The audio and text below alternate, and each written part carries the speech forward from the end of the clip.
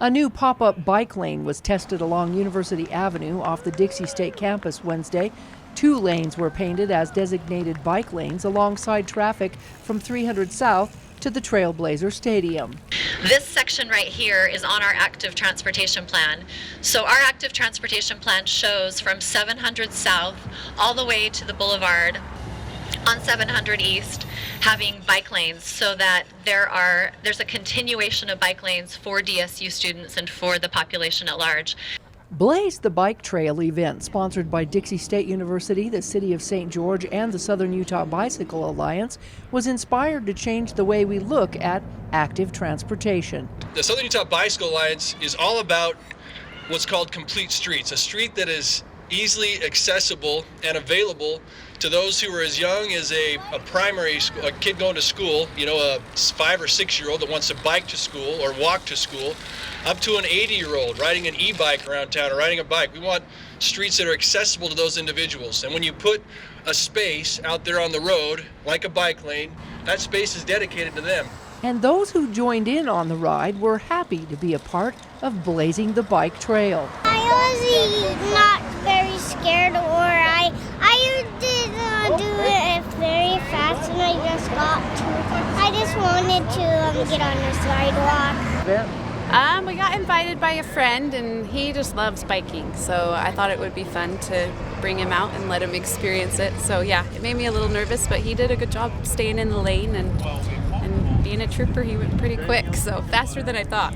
With over 250 sunny days each year in St. George, riding a bike to work, school, for exercise, or simply enjoyment is becoming more popular each year.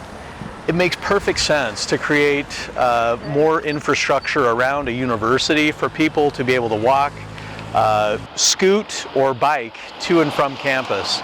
So that's really the purpose, trying to make campus a little more bike and pedestrian friendly.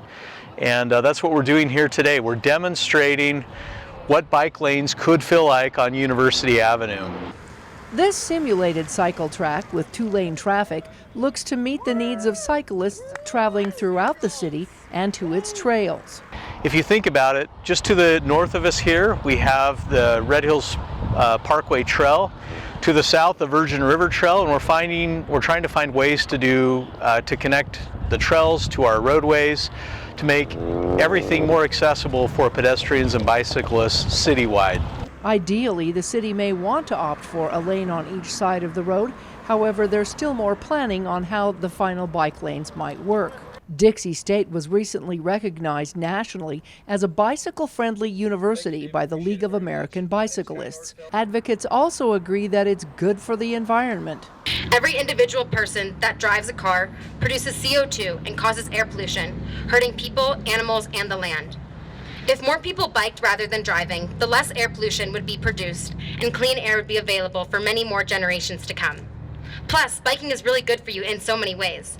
I have a bike, I don't have a car, I bike everywhere, and I love it. The bike pop-up lanes will be active for use over a 2-day period, and it's actively being supported by university leaders touting active learning, active life. We'd love to see this bike trail extended clear up and down University Avenue to make it possible for students to get here safely, also community members.